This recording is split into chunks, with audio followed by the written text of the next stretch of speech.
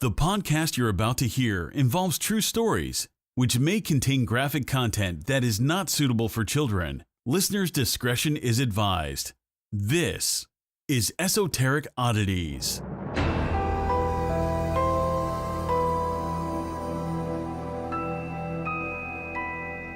If I had boobs for a day, I don't know what I would do. If I had a dick for a day, I do not know what I would do. I think I would play with it. Stay home from work that I would day. flap it in between my legs. Oh yeah, I do that sometimes. Oh, perfect. Hey guys, welcome to Esoteric Oddities. I'm Jonathan. I'm Sarah.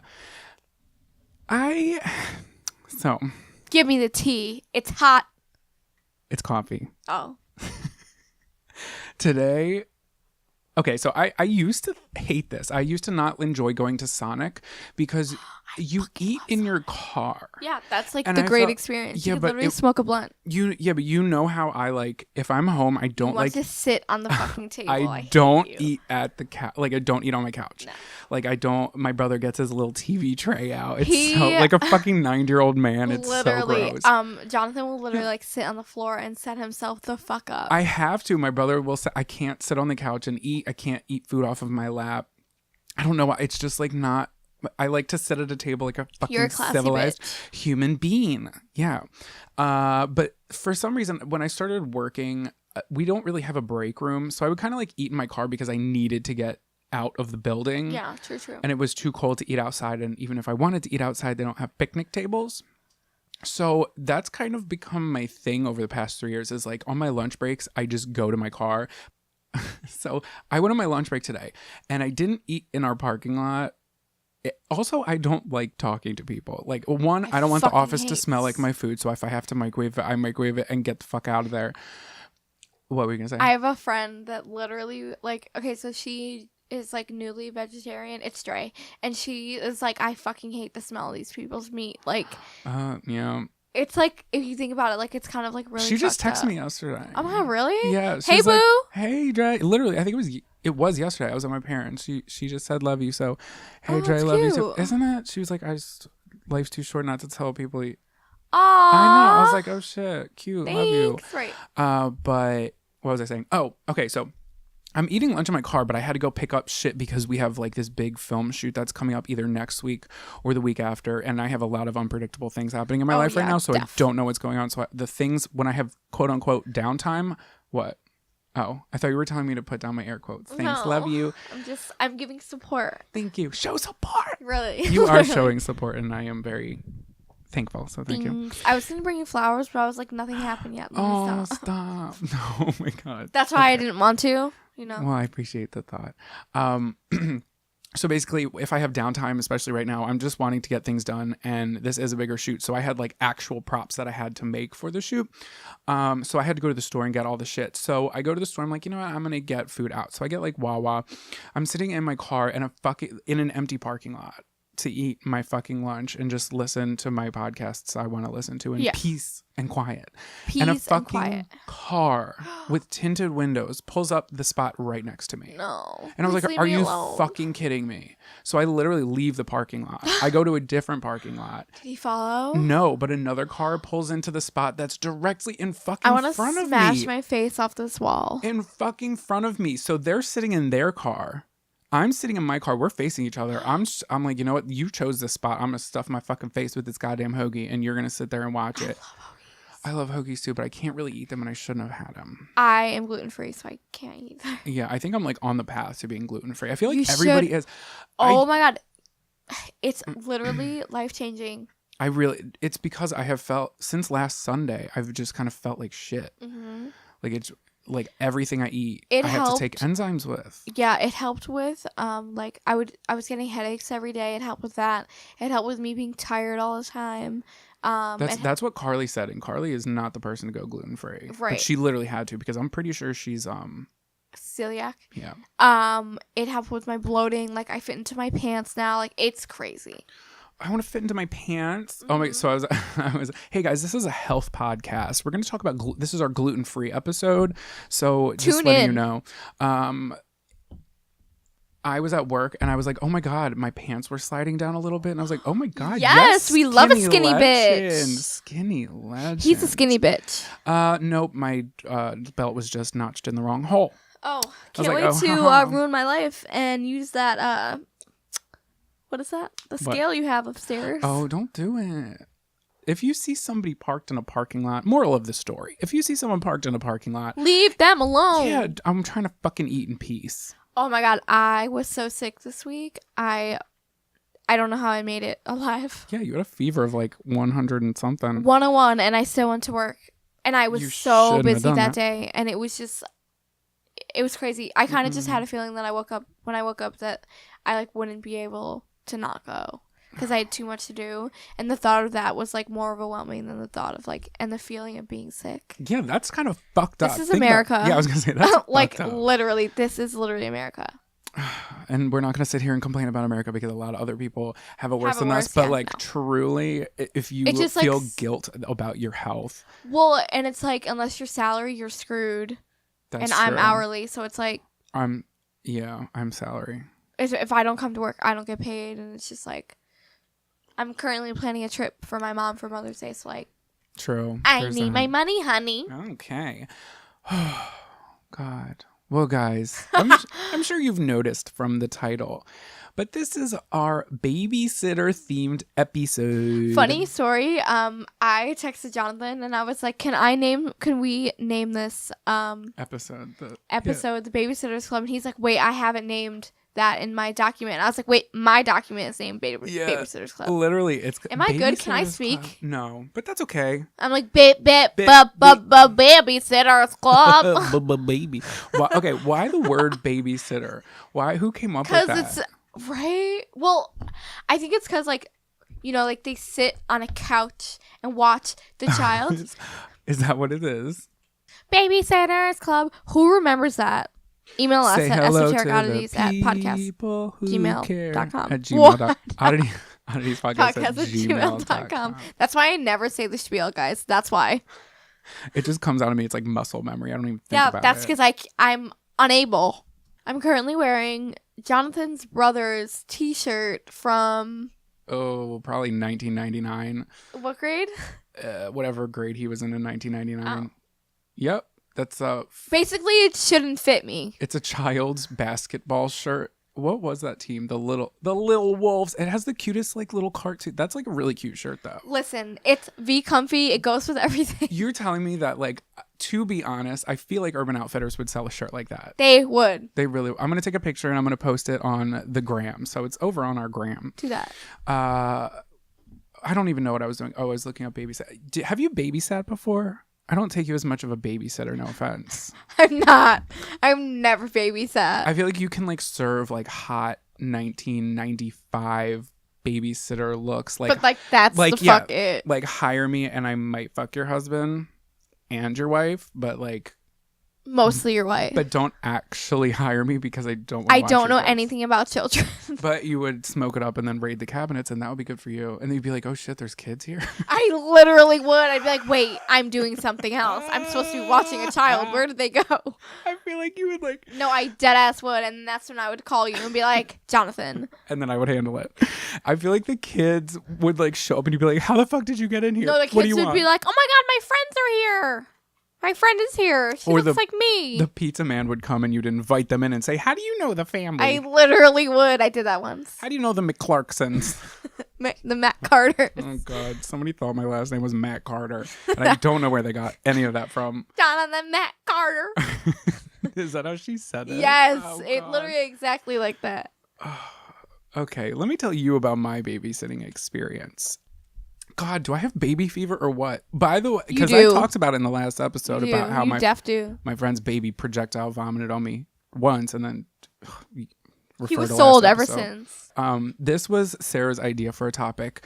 Oh, thanks for the shout out. Before, you're so welcome. Go ahead and follow her at Triceratops. There's an underscore somewhere in there. Thanks. My topic is pretty dark, so I just kind of want to lighten the mood by telling you the shit show that was me babysitting. Oh, fuck. It probably had to have been 2006. I was definitely in middle school because it was before I moved. I don't know. Have I ever told you this shit show of a story of me literally babysitting the kids from hell? It was a video, right?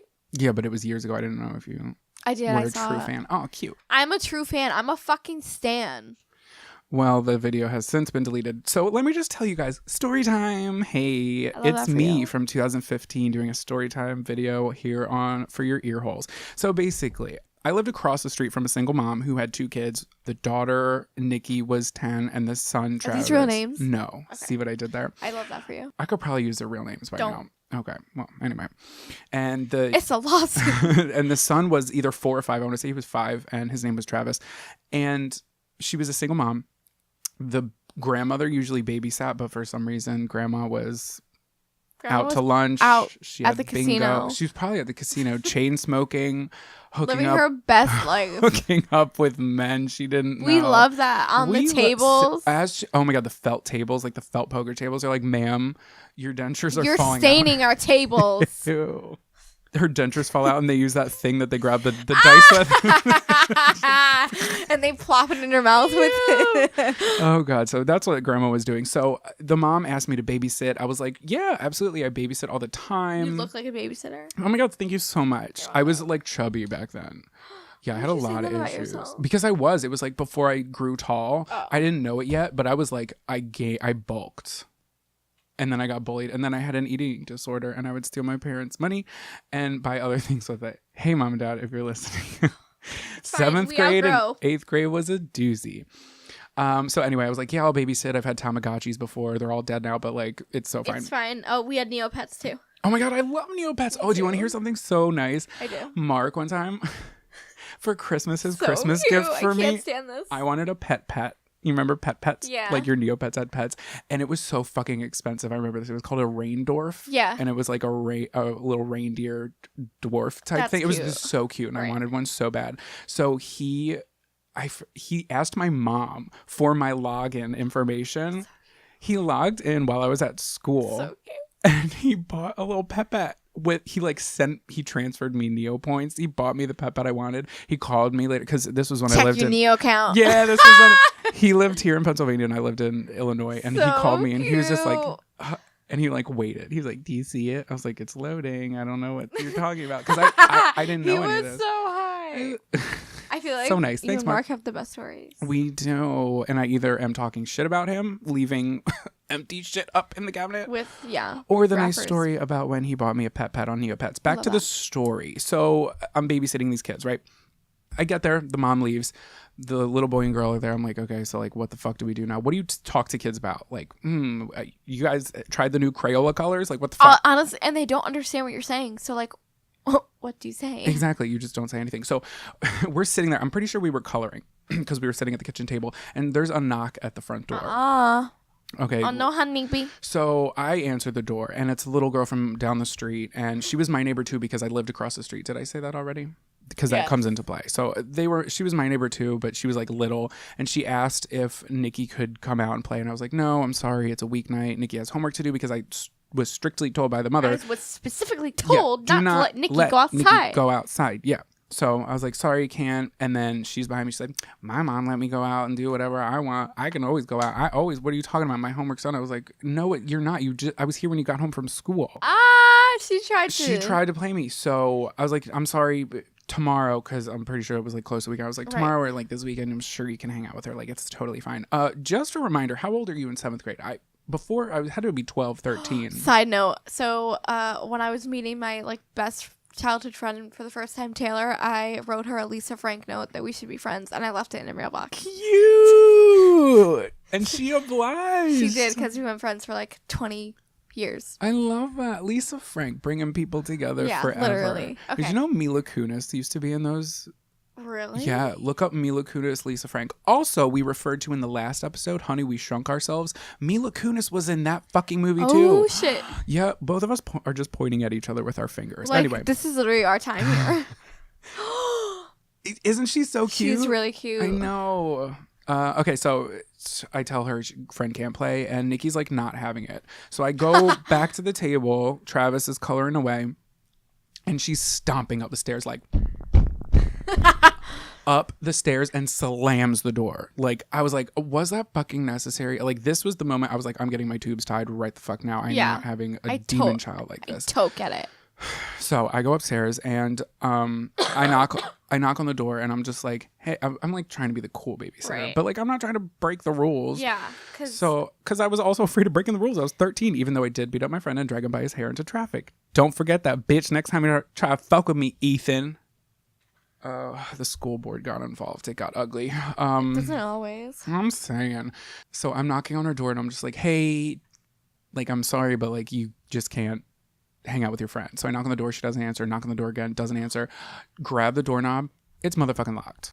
Luckily, like, all the houses in our neighborhood were like cookie cutter. So everything was pretty much built by the same person, except it was like reversed, which is in retrospect is so how to get weird. in? Yeah. Well, everybody on our hello? Did you just hear me? I just had like a robotic malfunction. I've been doing that this whole time. I'm sorry for anyone who has to listen to me speak. That's unfortunate. Back to you.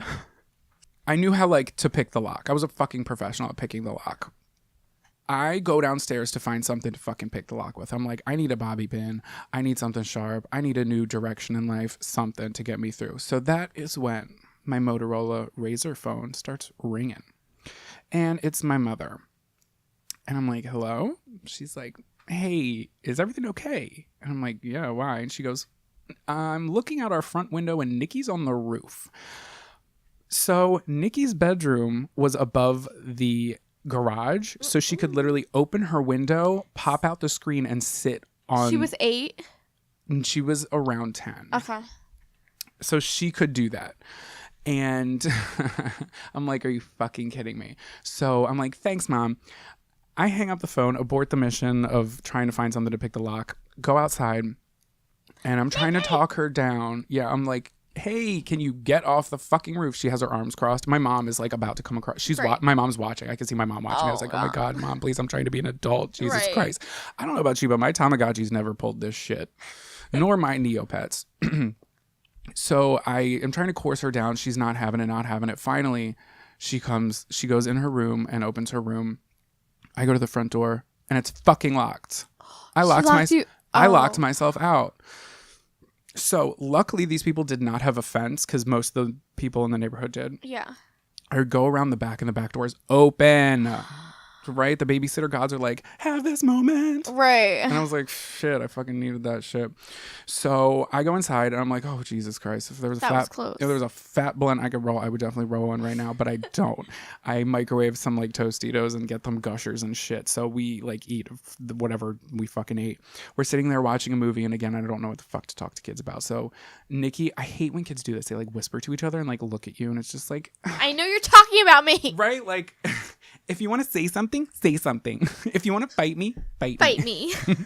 I don't care that you're 10. I'll fucking punch you. I'll drag you by your hair. You want to fight me? Fight me. I won't do that. So the kid goes to the kitchen. Travis goes to the kitchen after his sister just whispered in his ear. He says he's getting his juice box. I shouldn't have believed him. I turn around, kid's gone. Oh my God, it's literally everyone. If it's not Nikki, it's Travis. If it's Travis, it's Nikki.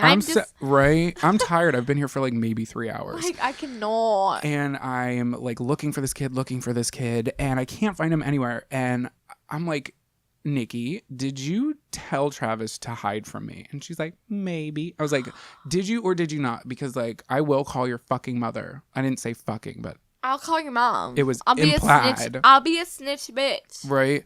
So snitch bitch. Another kid in timeout. I hate it. That was really good. Thanks. Oh my God. So corny. I hate that I'm laughing at that still. Okay. So I'm like, can you tell him to fucking not hide anymore? I was like, ollie oxen free, what's good, bitch? Like, I give up. Yeah. So he was hiding in the garage under, like, in a shelf crunched up behind, like, a Rubbermaid fucking box. Like, that's just too much. I was like, what the fuck? But also, gonna file that in my brain. I'm gonna hide there next time. That was a good fucking spot, Travis. Yeah, if there's ever a killer. Right? Or fuck if you. Somebody just wants to play hide and seek. That's true. I haven't played hide and seek in so long. Why'd you wink at me? I don't know. It seemed like the thing to do. Fuck.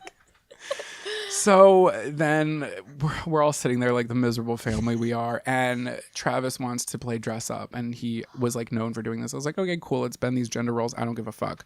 So I love that for him. He's dressing up, she's putting some play makeup on him, and he's running around the house. He then starts like streaking. This 4-year-old like rips everything out. He's running around with makeup on his face. Doesn't the grandma come home to a messy ass house and a streaking 4-year-old with makeup all over his face? I was like, hi, I'll take my $20. Thank you, bye. Thanks, bye. You got it from here? Yeah, okay. So yeah, that's the day I got my tubes tied. Thank you guys for listening to my TED I was a tyrant Talk. to my fucking babysitters. Yeah, what did you do? I want to hear. Me and my brother he used to have this skate rail, and we put it in the house, and like was like literally using it in the house. You guys are relentless. That's kind of gnarly though. That's sick. What else? Did you do an ollie? I don't know. Did you do a kickflip? We had a baby powder fight. I would have fucking killed you. Yeah, like we were bad. If I was your babysitter, I would slap you across the face. Yeah. I wouldn't have done that because that's Me and illegal, my brother but literally found fun in literally like anything, but it was always like fucking with someone else. Yeah. Oh no. like our babysitters. When I was younger, I was really good. Well, like I was good to some of them, but others I wasn't. It would all depend. We really only had one babysitter, and I remember her name was. Do you remember? Oh, I remember her name. Yes. What was it? Lisa. Do you remember that one episode of That's So Raven, the babysitter one? Yeah, and she was like a her name? killer. Yes. Push over Patterson. Yes. And she was really on like that TV show. That was some shit. That was funny. It was really, really good. I miss That's So Raven. Oh, so funny. My girlfriend tried to tell me that it was on Netflix. Is it? No. Oh, Home with Raven's Home might be. Yeah. That's like Oh. 10 would not recommend. Oh God.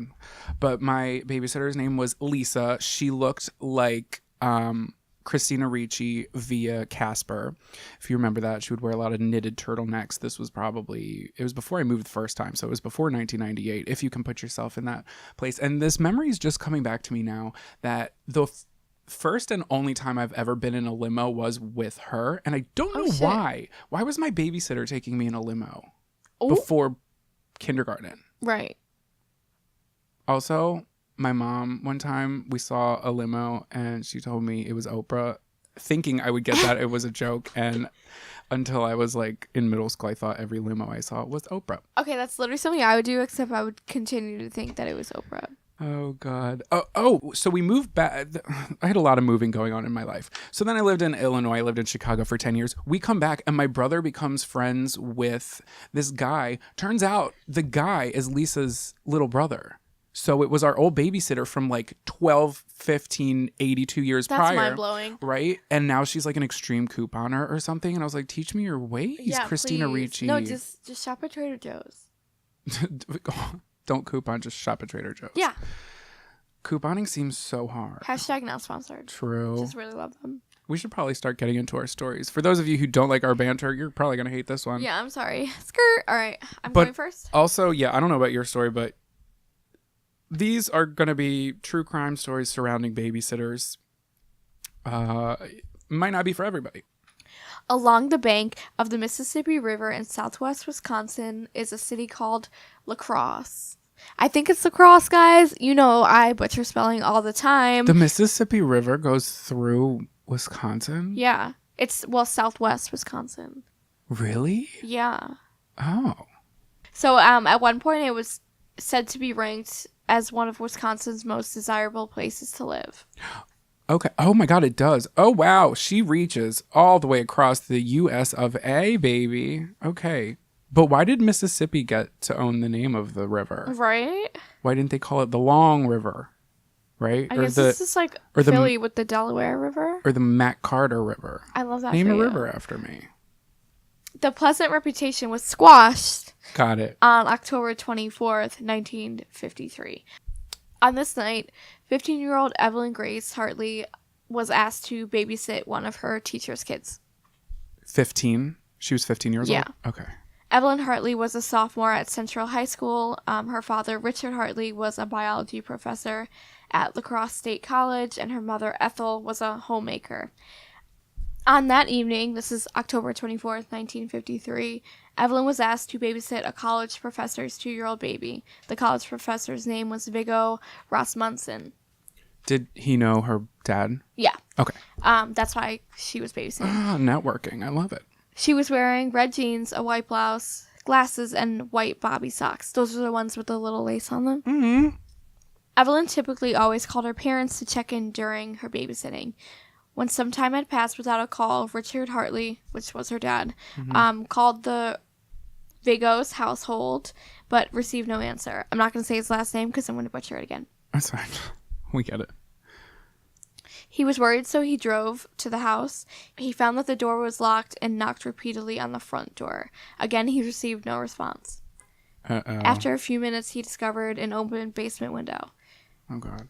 After entering through the basement into the house, he saw that no one was home except for the baby sleeping soundly in the upstairs room. Oh, God. Hartley immediately called the police. Upon arriving, authorities searched the house. They discovered one of Evelyn's shoes, as well as her broken glasses. Her other shoe was found in a different part of the house. Blood was also found inside.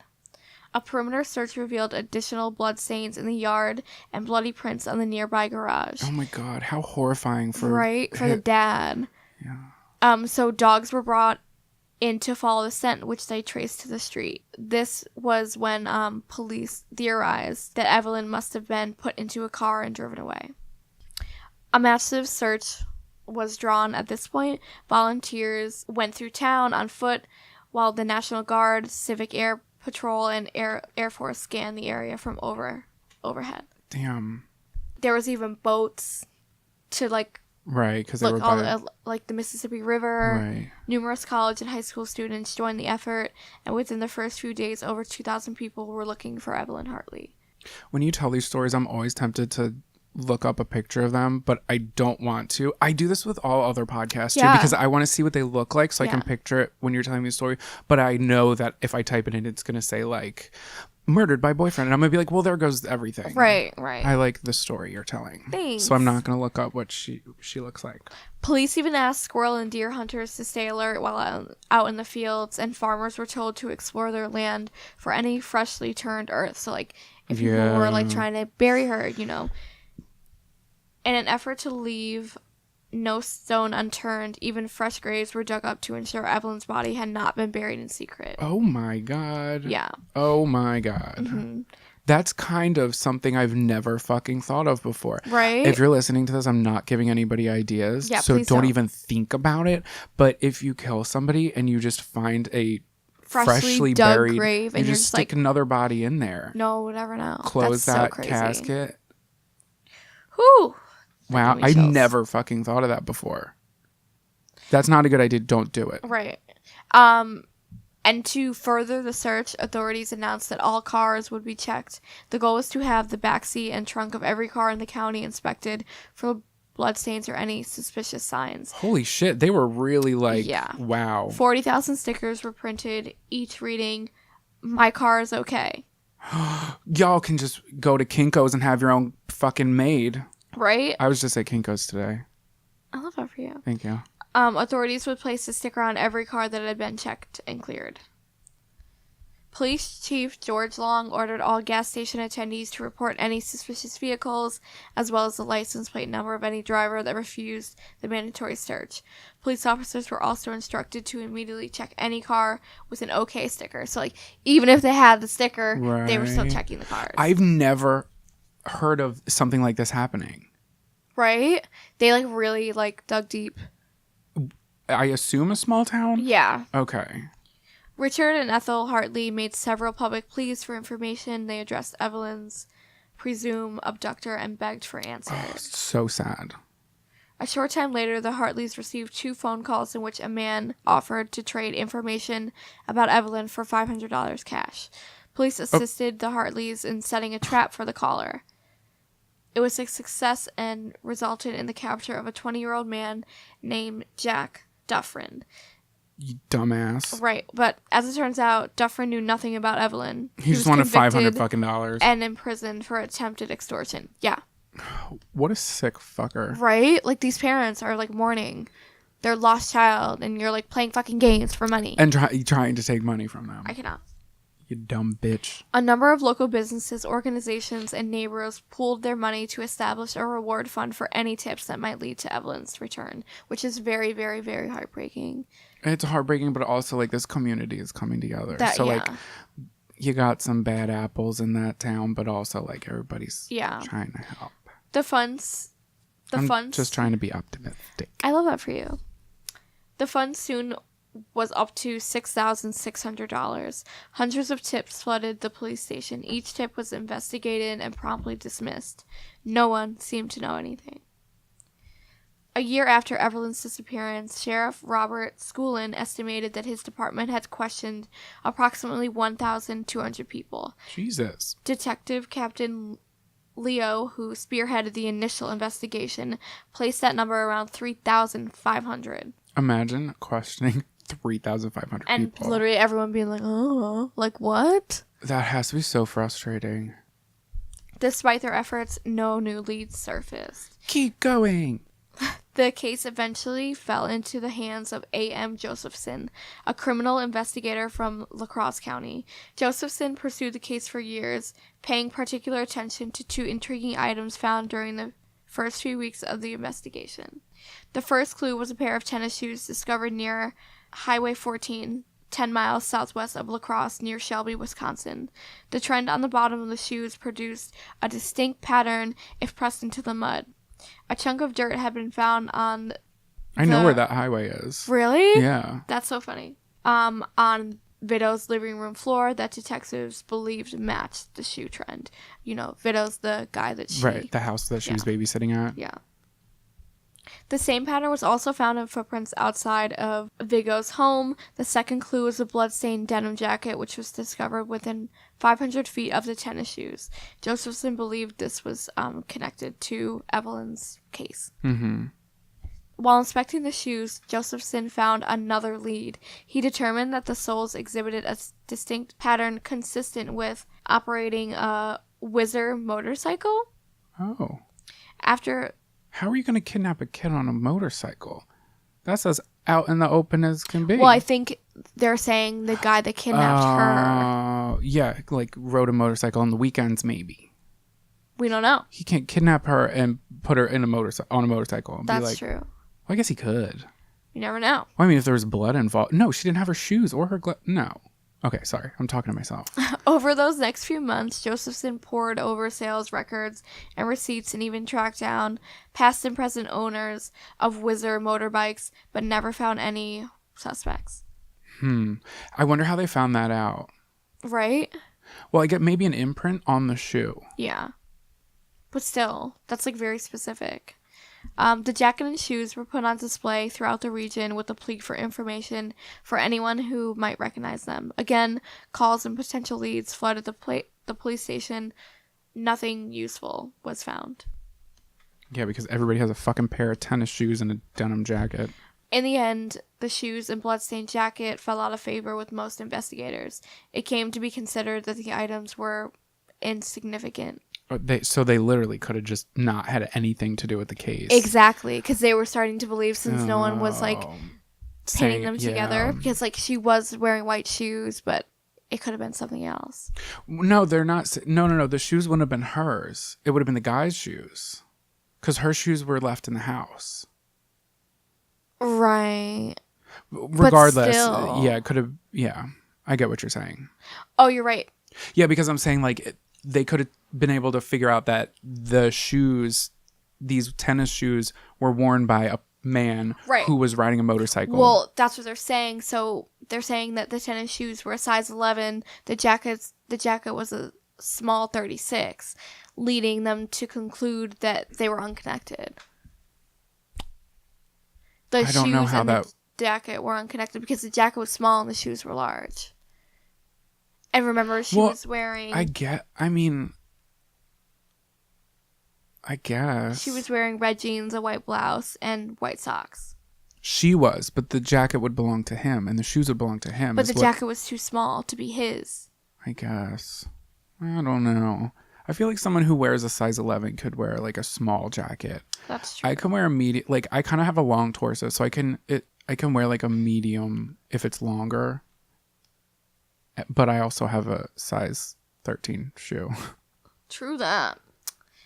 Josephson, however, refused to give up. He viewed the size discrepancy as proof that 2 suspects have taken Evelyn. Oh. I don't know if I'm buying that. Who am I to fucking say? Listen to these. I don't know if I'm buying that right. Like, who do I think I am? The Hartley case received an unexpected jolt in 1957, courtesy of Ed Gein. Wait, Ed Gein? Yeah, surprise! My story's interesting. Ha! The Butcher of Plainfield. Yeah. That's who. Okay. He was fashioning trophies out of human body parts. Yeah, the nipple belt. Yep. Wow. Okay. Whoa. He's chiming in. Okay. Well, what he is was he? briefly considered a suspect in the disappearance, as he had been visiting relatives in the La Crosse area at the time of Evelyn's vanishing. However, upon searching Gein's property, none of Evelyn's remains were discovered. Gein also passed 2 lie detector tests, during which he insisted he had nothing to do with the case. Authorities officially Oh my God, he was from La Crosse. Yeah, that Gein was in no way connected to Evelyn Hartley. However... Ooh, small town, rough time. Continued to suspect his involvement. By 1959, the last remaining efforts fizzled out and the Evelyn Hartley case went cold.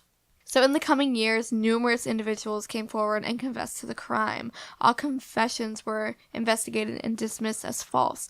In 1971, a 51-year-old man named Tommy Thompson was arrested in Casper, Wyoming for passing bad checks. While in custody... Tommy Thompson. Right. Thompson told police of a rape and slaying he had committed in 1953, naming Evelyn Hartley as his victim. Authorities checked Thompson's claims and found that he had been in Minnesota prison at the time of Evelyn's disappearance. Why would you fucking say that? People are nuts. People are crazy. It always brings me back to the John Benet Ramsey case, because Like, that guy who confessed and said he did it, and he was in Tokyo. Like, I'm very confused. It's people who are not okay. Right. On October 22nd, 1978, 25 years after Evelyn vanished, the La Crosse Tribune ran a piece on Richard and Ethel Hartley. In it, the Hartleys admitted to giving up hope to ever finding out what happened to their daughter. They further commented that they no longer cared to read about it. Vigo, the guy that so 25 years later, she would have been like 35? Yeah. No, she would have been 40. Oh, right. 50, yeah. She was 13? 40. She would have been 40, yeah. Yeah. So Vigo is quoted saying that he is haunted by visions of what may have happened at his home that night. To this day, Evelyn's disappearance remains unsolved. No. And that is the case of Evelyn Hartley. No. It could have been Ed Gein then. Because he has so many unaccounted for. Right. Oh, no. No, he was in prison. Wait, no. He was in town that. Right. They said he wasn't connected, but I don't know. And he passed 2 lie detector tests, but he is a very, very smart man. So, okay, I want to put it lie detector tests in 1950. Yeah. Suck on my left titty. 1957 to be exact. Yeah, but those no. Those are not a thing. Yeah. Okay. He was arrested in 1957. Ooh. So he was out by then. Or he wasn't arrested yet when this happened. So she could have been one of his victims. That's sad and fucked up. Whoa. Whew. Right. What do you think happened? There's not enough. What about the guy who owns the house? Right. But I feel like no, because he wanted her to babysit. He was already unaccounted for. I guess they probably did a lot of checking on him. And I just feel the basement door was open. I feel like if it was him, like, he would have had access to his house. Right. I wish there was more information. Me too. Shit. That's sad. It sure is. Do we know what happened to the baby that grew up? Mm-mm. What if it was the baby? Did anybody question the baby? What size shoes was that baby wearing? Could have been an 11. The jacket was a small. True. Could have been size 11 shoes. True. Oh, damn. Dude, like, if only they had, like... It's funny because her case, I was watching YouTube on my lunch break, and I watched a YouTube video on her case, and this is what made me want to do babysitters. Dude, if only they had DNA. Right? Do you know what I mean? Or like, if only they kept like a fingerprint or something that was from the house. Because, I mean, they had fingerprints, but they didn't have anything else back then. But the dude probably left. It was 1953. Nobody knew about DNA. So there was like one lead that a couple said that they noticed a light-colored car seen circling the neighborhood that afternoon of her disappearance. And a local man said he saw a two-tone green Buick speeding out of the neighborhood around 7:15. He had noticed two men in the car, one driving and one in the back seat with a girl who looks like she was slumped over. But like that never.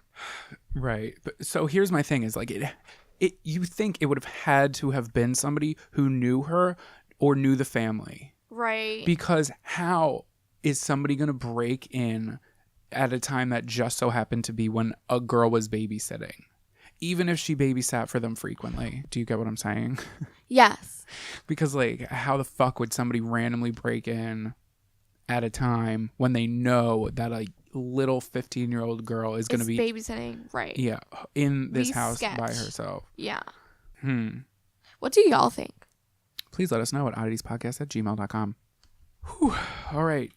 So my story actually has some parallels similar to yours. Look at that. It was 1:35 a.m. when Ed Romack and his wife Anne pulled into their driveway that was filled with rain and seeping mud.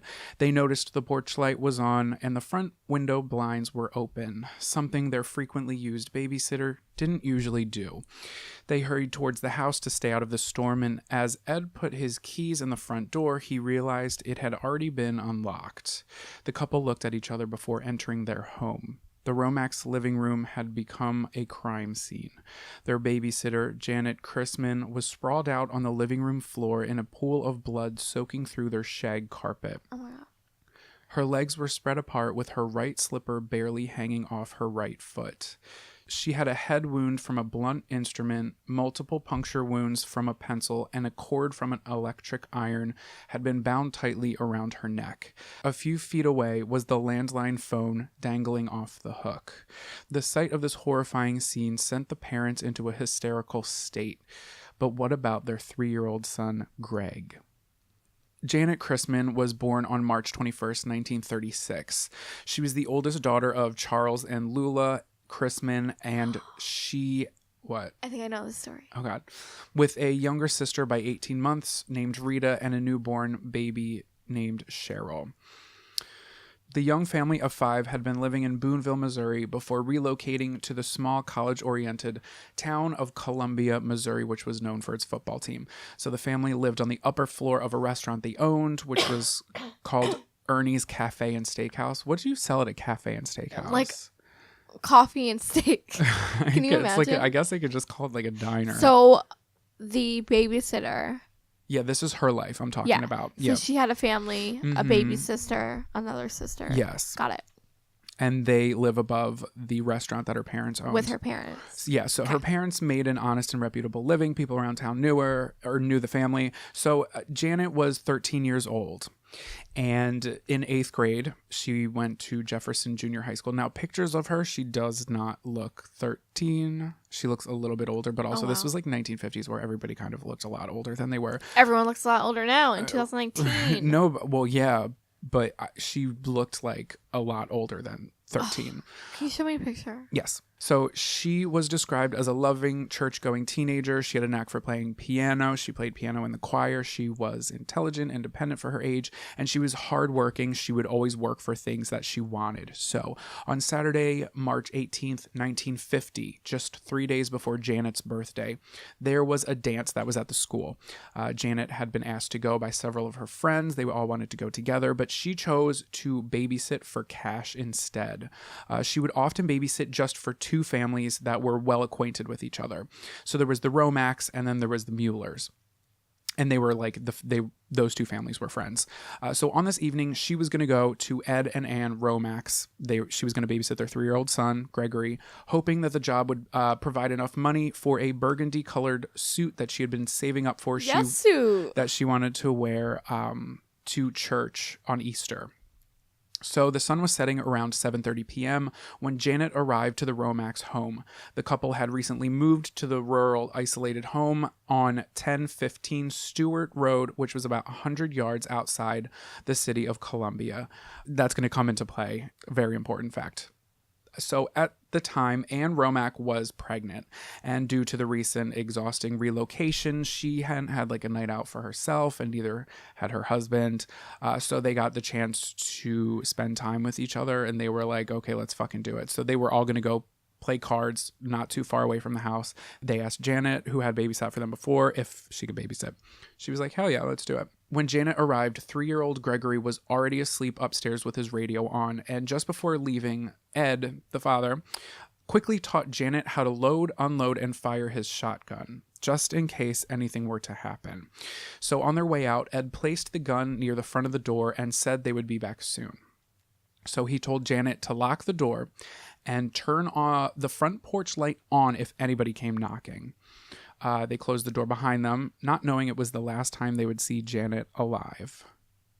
So this shit really turns into a fucking horror movie because once it got dark, the rain started. The temperature dwindled down to the mid-20s and a storm brought on both rain and sleet. Throughout the evening, the weather got worse and the rough winds swayed nearby trees that echoed against the house. So the night went on as you... poet. Right? I may have copy and pasted that from somebody else. That's so fine.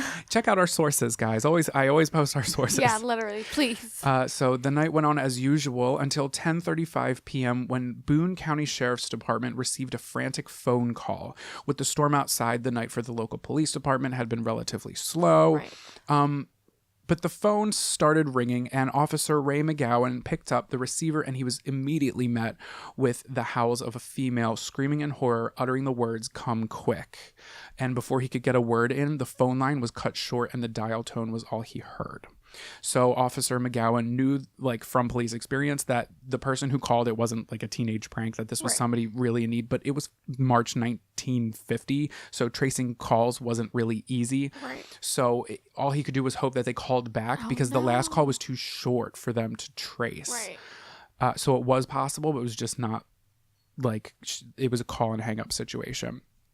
Literally couldn't do anything unless somebody called back, Right. which is horrifying to fucking think about. So at the same time, across town, Ed and Ann Romack, the parents of the people who hired the babysitter, So she's at the Romax house. she's at the Romack's house. Ed and With Ann, Greg. yes, with Greg, the 3-year-old, and Ed and Ann Romack are across town, not too far, but they are at the Moon Valley Villa. They're playing cards with friends, including the Muellers. That's okay.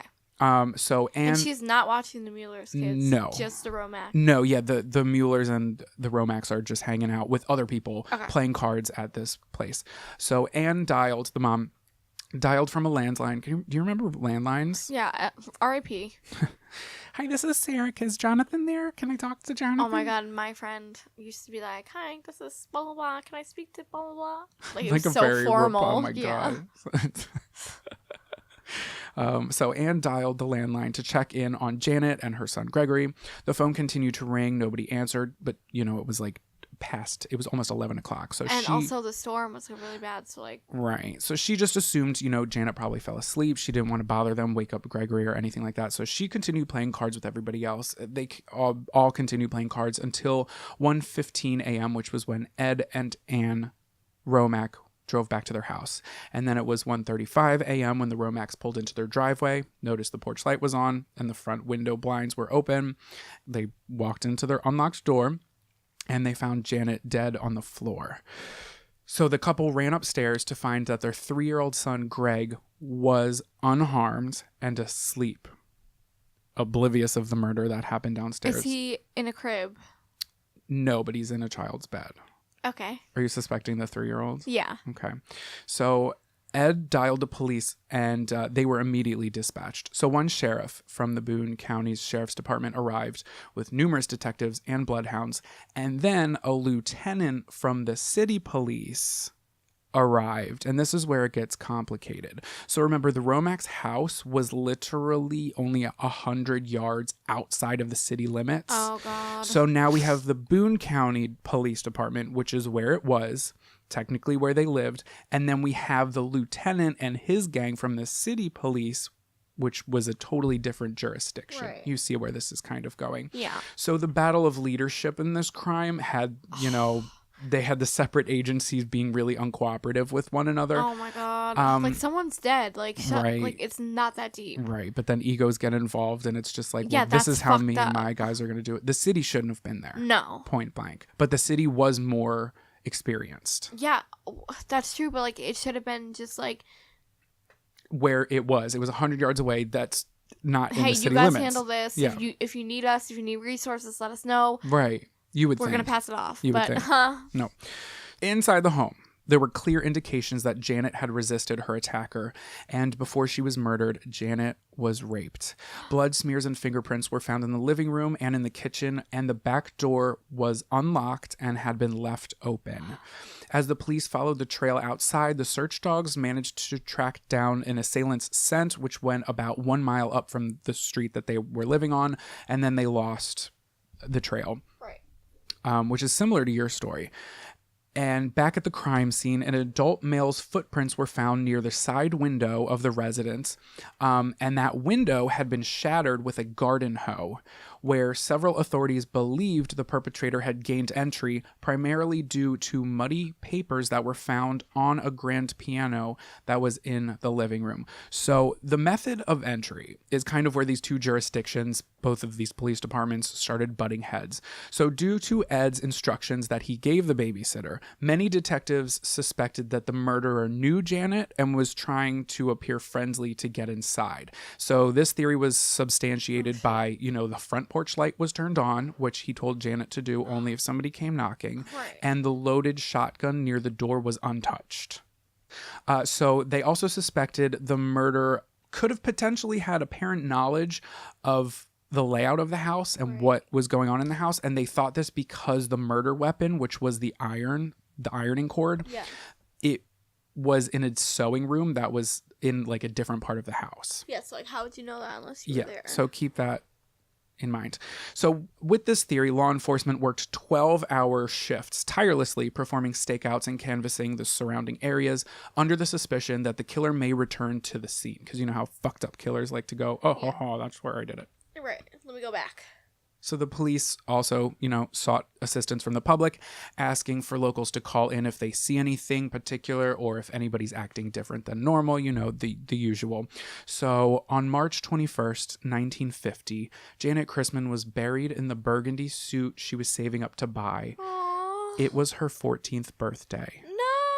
Oh my god. Is that not one of the most heartbreaking things you've heard? Yeah. Okay, That's fucking heartbreaking. And so. I know. So meanwhile, local officers had gone around questioning Janet's friends, her family, students from her school, and during this process, along with local residents phoning impossible leads, potential suspects were formed, okay? So in retrospect, it is clear that there was a racial bias present when a majority of the men who were brought in for questioning were black men in the community who were deemed suspicious, seemingly for no reason other than the color of their skin. But still, the police were no closer to resolving the babysitter's murder. Now, I watched a documentary on, what was it on? It was either on Sci-Fi or something, where they covered a lot of urban legends and the true stories that were behind them. Mm-hmm. And this was, I forget what it is. I'm going to put it in the details in the show notes if I can't remember it. But basically they interviewed a girl who went to the same school as Janet. And she said that there was this one song, I forget what it was called, but it was basically like a Confederate song that they would play at the schools, and people would students were standing up for it, were required, Pledge of Allegiance, but racist as fuck. Oh no. Okay. So just gonna throw that out there as Right. we continue with this case. Also, Janet's case was not the first rape and murder in the city of Columbia, Missouri. So we're gonna jump back really quick. 4 years earlier, February 5th, 1946, 20-year-old Mary Lou Jenkins was home alone. Her house was 2 blocks away from where the Romax house was. Oh. Okay, 4 years prior, this is when this is happening. Right. Her mother was a couple houses away tending to an elderly couple, and her father was out of town, so she's home alone. So Mary Lou and her mom had this thing, because apparently this is something that her mother would do frequently, was help elderly neighbors. Mary Lou was instructed to turn on a light and lift up the shades and place a phone call if anything was to go wrong. Okay, that was like their thing. So late into the night, Mary Lou's mother noticed a light on in her house because, again, she's not that far from her house. She noticed a light on in her house and the shades were up. Ooh. This is Mary Lou's mother noticing this. But she never received a phone call. So she was like, nothing's probably wrong, just my daughter. Right? So the following morning, when she returned home, she found her daughter dead on the living room floor. Mary Lou Jenkins had been raped and strangled to death with an extension cord. So 2 weeks after Mary Lou had been found, this man named Floyd Cochran, he was a 35-year-old disabled trash hauler. He was arrested for savagely murdering his wife. So after this, he attempted suicide but was unsuccessful. And Floyd willingly admitted without any remorse that he did murder his wife. Right. So considering the timeline of events and the desperate need to solve Mary Lou's murder, Boone County investigators interrogated Floyd for 10 hours. Again, Floyd was a black man. He did admit to murdering his wife, but he was disabled. Okay, so police interrogated Floyd for 10 hours, where he supposedly made incriminating statements that led to his guilt. He later confessed to also murdering Mary Lou, despite no evidence connecting him to this murder. So Floyd was subsequently given the death sentence, which was scheduled for September 26, 1947, via the gas chamber. A few hours before he was executed, Floyd recanted his alleged confession, but it was too late. He was put in the gas chamber for the murder of his wife and the rape and murder of Mary Lou Jenkins. It was they make them confess. Oh, absolutely. That's Coercion. Not true. Absolutely. Especially if a Confederate town, right? And there's a black man who did actually murder his wife, and you want to pin somebody in jail. Yeah. Come on. Right. In 1950. Yep. Fuck. So this was before this was 1946, 1947. Because this was 4 years before. We're talking about Mary Lou Jenkins. This is before Janet was murdered. Oh, shit. So you know it's real. Right. It is later discovered that Floyd was coerced to give a false confession, but Mary Lou's death was already considered solved. Okay. How? Because they said, well, we put a man away for it. A series of prowlers and peeping toms would emerge in the next few years. So the first rape occurred several days before Halloween. A 16-year-old teenager was babysitting on East Sunset Lane when an unidentified male wearing a white handmade mask with holes cut out for eyes broke into the residence and raped the young girl in the living room.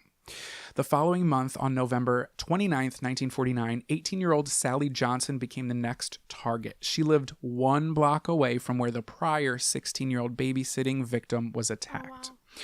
So Sally was home alone in her own motherfucking house, sleeping on the couch with the television on, when an unknown male gained entry and attempted to rape her. But Sally fucking resisted this attacker like the badass bitch she was, and she was left unharmed, and the perpetrator panicked and fled the home. So the very next day, another incident occurred. A college student who was enrolled at the University of Missouri was on a date with her boyfriend. And how long ago was this? This is the end of 1949, so this is a couple months before Janet. Okay. I'll do like a recap of everything before we get back to Janet. But this is kind of the shit that was going on before this case. Janet. Okay. Correct. Say Janet again. Janet. The very next day, these two people are on a date, and they were unnamed in most reports. So I'm just going to leave them unnamed. So the two were at Hinkson Creek, which is a lover's lane, basically a makeout spot. You pull up your car and you make moves, grab boobs. We love that for them. So they're in their vehicle when a man draped in a white hood with a gun appeared and ordered them out of the car. A white hood? So I don't think it was like white hood. Okay. I think it was like an actual. Oh, okay. It wasn't like a KKK. Oh, okay. I wouldn't be surprised if it was. Right. That's why I was like, a white hood. So the masked man robbed the male before tying him up, and then ordered the female to walk. When they were a considerable distance away, he pulled out another mask, masked the girl, raped her, and then sprinted away from the crime scene. This person is literally disgusting. True. That's a fact. Facts. days later, on December 4th, 1949, a 26-year-old black male named Jake Bradford had been found and arrested after police caught him in the act of peeking inside a young woman's window. He may have just been walking by, and he just so happened to be black. So let's cuff him up because he for sure is the culprit. So Bradford spent a week in jail, and 18-year-old survivor Sally Johnson, who was asleep on her sofa and fought the dude off, she was brought in by police, and she was like, I don't think Jake Bradford's the dude. So after intense questioning, Jake confessed to assaulting the 16-year-old girl in October and attempting to rape the 18-year-old Sally Johnson, even though Sally was like, this ain't it, chief. That's not the guy. But it was already said. He said it. It came out of his mouth, and we are in Confederate land. And, well, it's not Confederate land, but it was a racist fucking time and racist fucking town. So the reports of prowlers and rapes in the area diminished. So everybody was like, okay, they got the guy. This is great. But 3 months later, Janet Chrisman was raped and murdered with crazy parallels to Mary Lou Jenkins, which happened 4 years prior. With the cord. Right. So many people were like, we don't think that Jake dude that you guys have in jail is him because he is in jail. He couldn't have done this. Okay, so really quick chronological recap of all this stuff that's going on, this fucked up shit. So February 1946. Mary Lou Jenkins was raped and murdered. March 1946. Floyd Cochran falsely admitted to murdering her, and then he was executed. Fast forward about 3 years. October 1949, a 16-year-old girl was raped but survived. The next month, November 1949, Sally Johnson was almost raped and almost murdered, but she survived. Then December 1949, police arrest Jake Bradford. Everybody thought they had their guy. And then in March 1950, Janet Chrisman was murdered. Okay, so that's our timeline going on here. You good? Mm-hmm. So soon after... I don't know why I thought you'd do a story that like, oh yeah, the little boy shot her. That's at the end. Wouldn't that be something? No, well, who's you would to never say? do that. So soon after the beginning of this investigation of Janet's murder, one of the deputies, Deputy Weidmeyer, he solidified his opinion that the crime was an inside job perpetrated by somebody well known to the victim and well acquainted with the Romax house, pretty much the layout of their house. Right. So basically he thought that the broken window and the garden hoe that was used were actually staged by the intruder to make it look like they broke in when they probably walked in through the front door. Ooh. Basically everybody that the Romax knew was investigated. And Anne Romack, the mother, told police that out of all of their male friends who were familiar with the Romax house and its layout, none of them really knew Janet Chrisman except for one. And by process of elimination, one man became their number one suspect. And circumstantial evidence against this man began piling up heavily. Ooh. The suspect was named Robert Mueller, the father of the other family that Janet would babysit for. I thought it would have been the Romack, but it makes sense that it would be the Mueller guy. So Robert Mueller was 27 years old, and he was a young father. And a white man. Yeah. Sorry, I spiked you. That's okay. So he was a 27-year-old dude, and he was friends with Ed Romack since high school. After graduation, Mueller served in World War II. He also was in the Army Air Corps. He was a captain, and he had a distinguishable record. He later returned to Columbia, Missouri. Overlooking his father's restaurant, he was a tailor.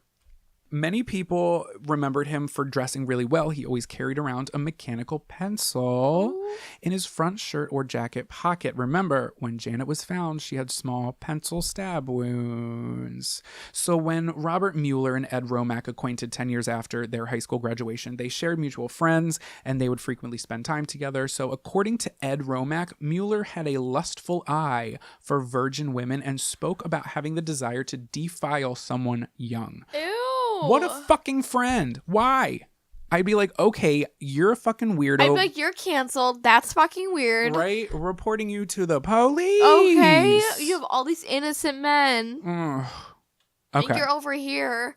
Touching little girls. Like, what? Trying to defile them. Like, why would you say...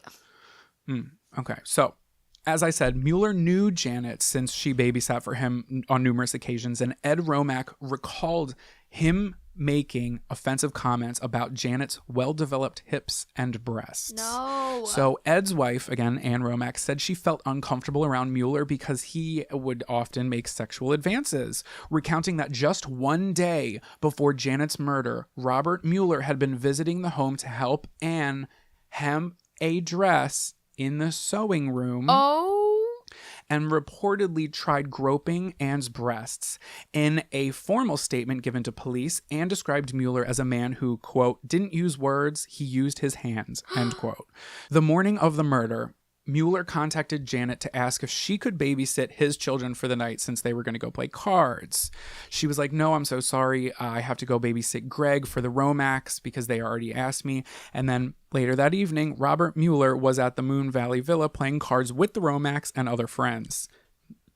But hours into the party, Mueller excused himself, claiming he had to meet his doctor, who had to tend to his son. Oh, huh? Mueller disappeared for over 2 hours before returning to the party. So the police questioned Mueller's doctor, and the doctor had no fucking idea what they were talking about because he was never at the Mueller's residence that evening. Also, wasn't Mueller's wife there to be like, we don't have a doctor's appointment? Okay, so that's weird because she's barely mentioned. I don't know if she was there or what, but she pops up one time, and the one time she popped up, I was reading a court document. Oh. So I was kind of confused because he also had kids. They said multiple kids. Right. So I'm not quite sure of that, but I don't think she was at this party. She may have been. I don't know. Don't know. But we'll get to that when we get to that. So to implicate Robert Mueller even further, Ed Romack got a phone call from Mueller at his father's home the morning after the murder. Mueller asked Ed if he needed any help cleaning up that blood throughout his house. However, Mueller shouldn't have known anything about the murder because it had not been printed in the local newspapers and the Romacks were instructed to stay silent. How did he fucking know about this murder, right? So Mueller later spoke to Ed regarding the crime. And he was explaining how he believed the crime unfolded, claiming that breaking a window to climb in the home would be too loud and noticeable. Instead, it would be much easier to knock on the door and say, quote, Ed sent me to get poker chips. Is he okay? End quote. This is some O.J. Simpson basically telling us how he did it. Shit. So on the morning after the crime, Mueller told Romack that he didn't have an alibi, but, quote, I don't have no scratches, end quote. So, again, Mueller knew that she would be at the Romack's home the evening of the murder. Older. He also said, maybe I did it, maybe I forgot. A woman is dead and raped on the ground. And Maybe I did it. Maybe I forgot. I don't know. She does look a lot older. But I don't have scratches. I was seeing my doctor.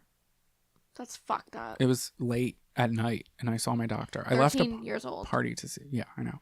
So then Ed Romack started working undercover for the police. So they needed something to go off. They were just like, okay, we think we have our guy. He's like our number one suspect. We pretty much just have him. We got to do something. Right. I guess there was no black people for them to pick from. So they were like, oh, this actually might be this might actually be the guy who's been doing it. Right. It's kind of crazy when that happens, isn't it? Just the nuttiest thing. Right. Fucking so they needed something to go off of. So they were like, okay, what can we get? The mechanical pencil. They were like, okay, if we can get the mechanical pencil, we can use it as evidence, and then we can compare it to the marks on her body, and that's pretty much what we're going to go off of. Right. So they tell Ed to arrange a poker party on the evening of May 4th. This poker party didn't exist. Ed plans it. He's like, hey, Mueller, why don't you pick me up from my house, and you can drive us both over to Moon Valley Villa, and we'll play cards from there. And Mueller usually kept score, and that's why he had the pencil in his pocket all the time. But even when he wasn't keeping score, he was a tailor, so he, I don't know, had a fucking pencil in his pocket all the time. Right. They said that like 99% of the time he always had that mechanical pencil with him. That's their plan, right? Ed calls Mueller at 8 p.m. Mueller drives to Ed's house. Ed gets in the car.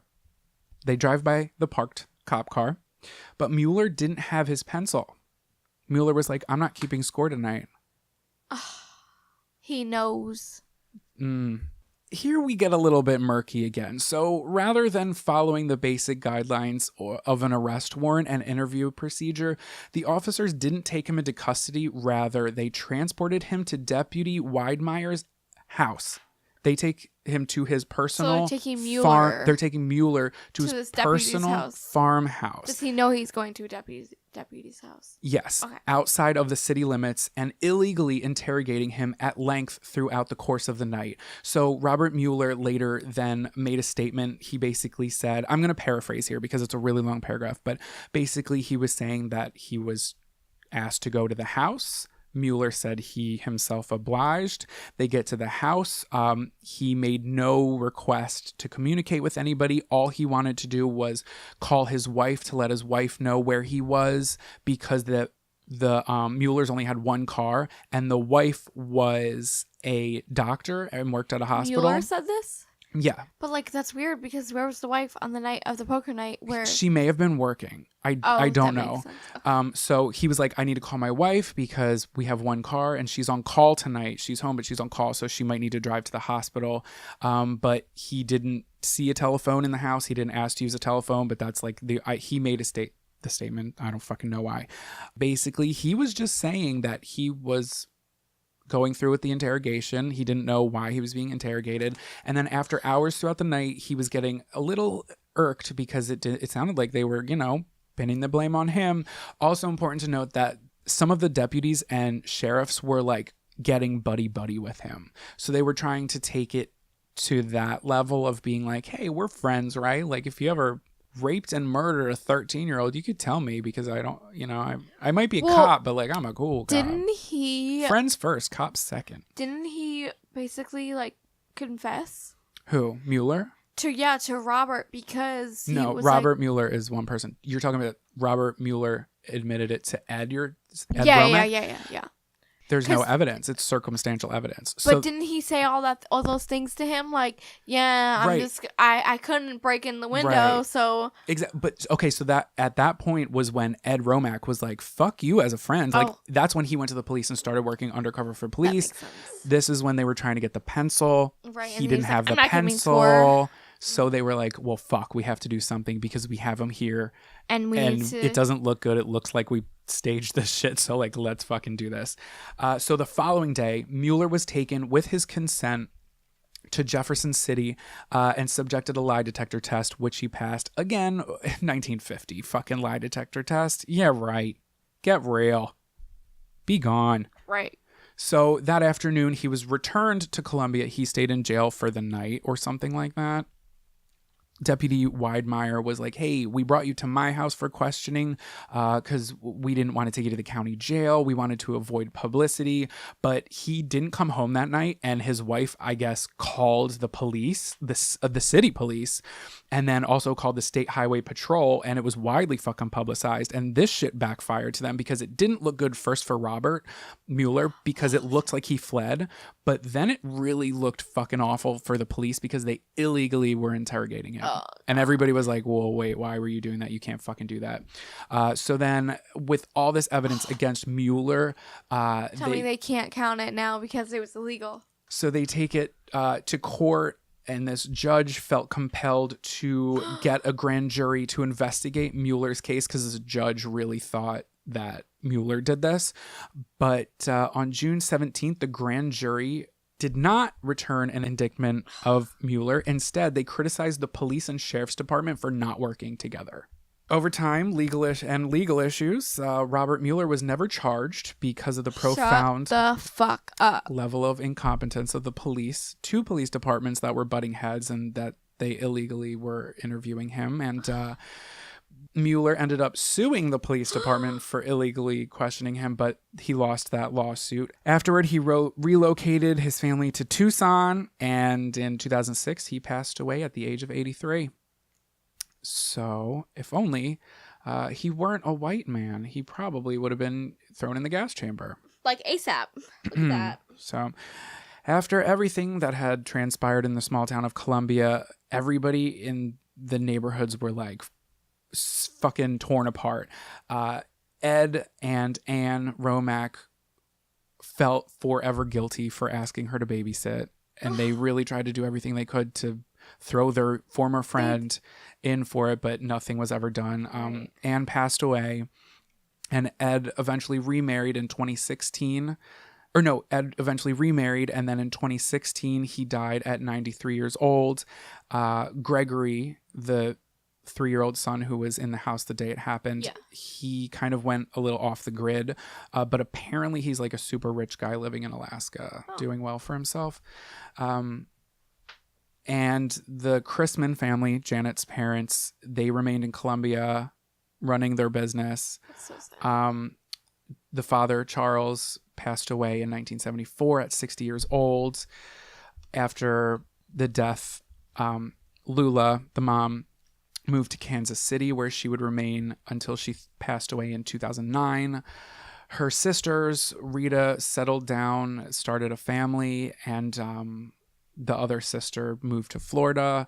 Basically, nobody has any closure. Right. So then, in 2010, Oh God.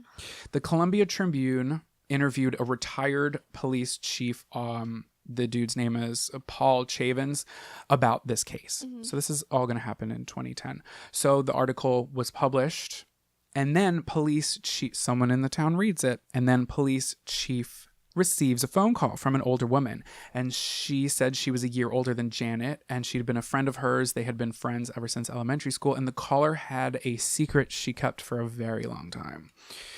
So according to this caller, a couple weeks before Janet's murder, she had been babysitting a couple blocks, it was actually 5 blocks away from the Romax house where Janet was murdered. And the house was new, and not every window had curtains on it. And into the evening, there was a knock at the door. This caller refused to open the door, and the man at the door was not Robert Mueller. She basically goes into saying what he looked like. He had a gray overcoat on, black leather gloves. He looked kind of like Kirk Douglas. He wanted to speak with the man in the house. The caller said that the man wasn't home. Don't ever say that. Say they're in the shower. Yeah, like what? Basically, the man ended up leaving, but the caller said she remembers exactly what the man looked like, and it still scares her to this day. And she's pretty sure that this is the guy who killed Janet. She just had this feeling. So the woman then graduated high school, and she married, and 7 years later, she's out with her husband. This is in probably 1960 something. Yeah. If it's 7 years after 1953. You do the math. Oh, it's 1950. Quick math. Hold up for 7 you. plus 3, 50. Thank you for 60. Shit on my Thank dick. you for coming to my math show. Don't shit on my dick. I shouldn't be joking about that. So thank you for coming to my math show. In 1960, this caller and her husband, they're together, and they run into somebody that the husband knows. So the husband introduces him to the caller, and the caller's like, blood runs cold. It was the man Who showed up at the who house? showed up at the house.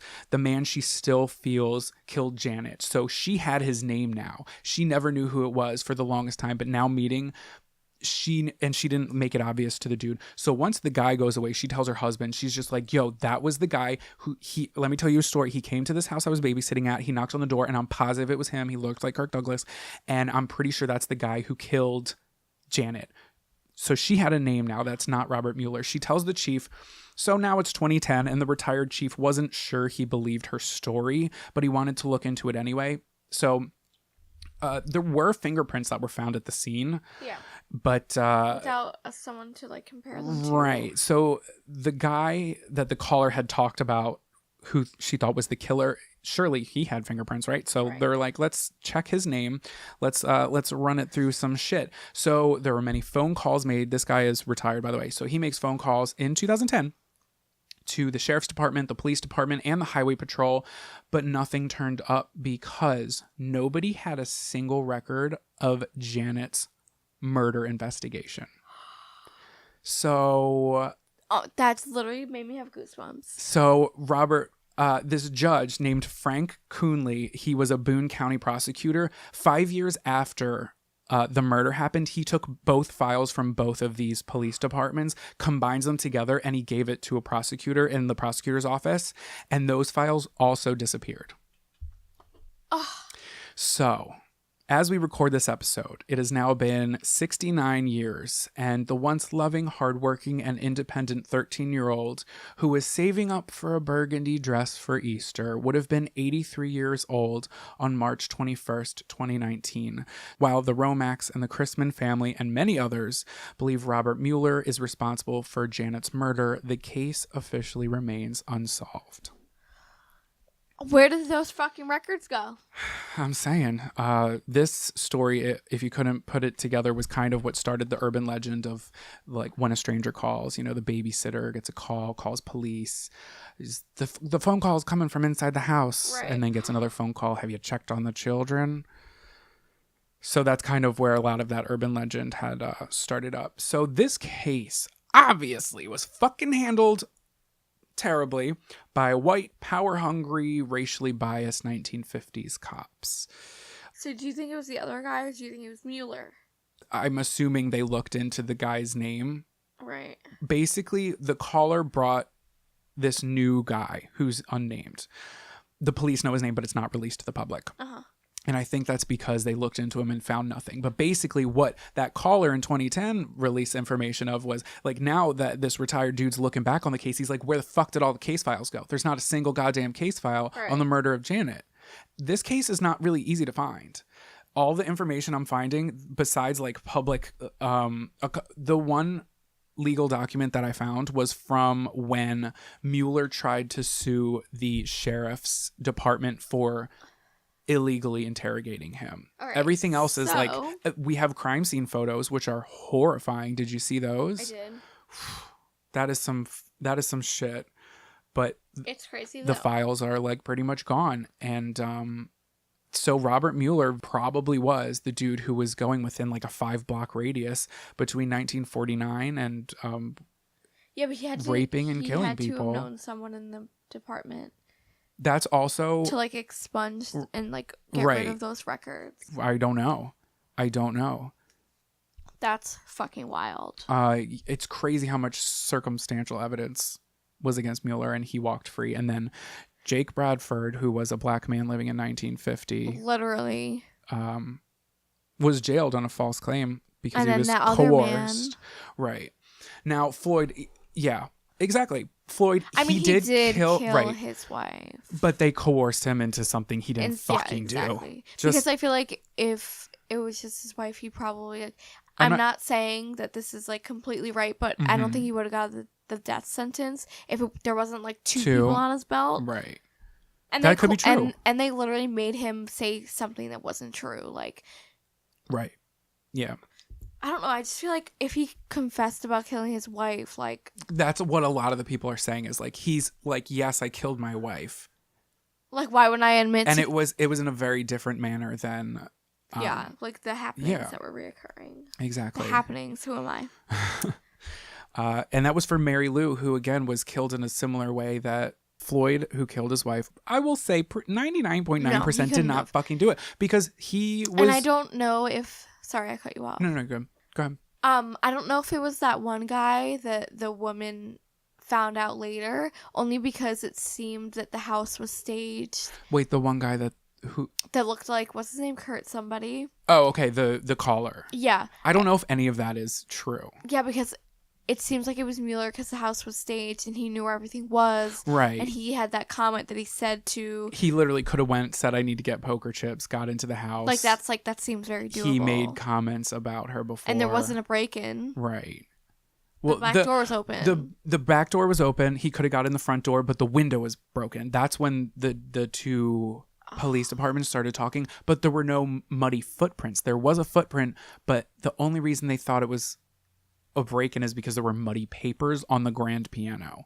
Like, what? Right. So it kind of was looking staged. Terrifying. Imagine opening the door to that terrifying man. Right. And but she wasn't scared. Years. She wasn't scared because she's like, I talked to you this morning on the phone. I babysit your kid. They could have literally been... I'm talking about the other girl. Oh, the caller? We don't even know if that man existed. But didn't she meet him with her husband? Yes, but we don't know if her story's credible at all. Oh, okay.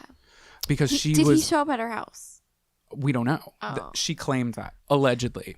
But imagine. Right, scary shit. That's creepy.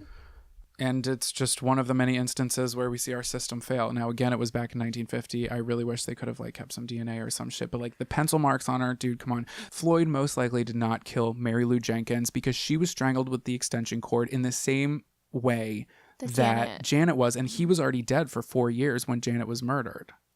Go figure. And it wasn't Brad because Brad was in jail. I cannot.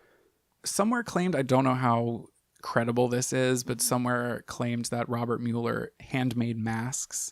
It was like something he liked to do. I don't know how true that is. That's really creepy. Because So. I only read it in a couple places, and I feel like if it was really true, that's alleged. It could be true. You know what movie scares the shit out of me? The Strangers. Yeah. That's scary shit. Yeah. Who did I make? I made somebody watch that the other day. I think It's like a very scary movie. I made Cameron watch that. He was not into it. You got a fun fact and a tweet of the week? You don't have to. I can. Okay. Yeah, okay. So my fun fact is that Mr. Rogers always mentioned out loud that he was feeding his fish because a young blind viewer once asked him to do so. The viewer wanted to know that the fish were okay. Cute. Isn't that cute? And then my tweet of the week is coming from @feelinfesky. We love that. My hobbies include accidentally oversharing with people I just met and never talking to them again out of shame. Love that. Been there, done that. Uh-huh. Thank you guys so much for listening. Again, we appreciate the support. We love support. We stand a supporter. Yes, thanks for being our bra. Follow us on social media. I'm going to pick up the Instagram again, just kind of busy doing a lot of things right now. But that is Esoteric Oddities, ODDITIE. Nope, that's our Twitter. Me. Just fucking Google us, bitch. We'll pop up. Yeah, but on Instagram, also on Twitter is where we put all of the pictures that we're mentioning that have to do with the case. So go check those out. On Instagram, we don't put the crime scene photos. Sometimes we'll put them. On Twitter, I won't post anything that's too violent, but if you're really triggered by that, yeah, but I mean, if you're triggered by that, I'm not trying to have anybody on Twitter just looking at fun facts and then seeing some shit that they don't want to see. Yeah, so I'm not going to like put brutal pictures up, but I feel that. Yeah, so go ahead and follow us there, and thank you guys again for listening. Thanks for listening always. Thanks for listening to us banter about everything, nonsense, nothing and everything. Listening to murder. And ask yourself, have you checked on the kids yet?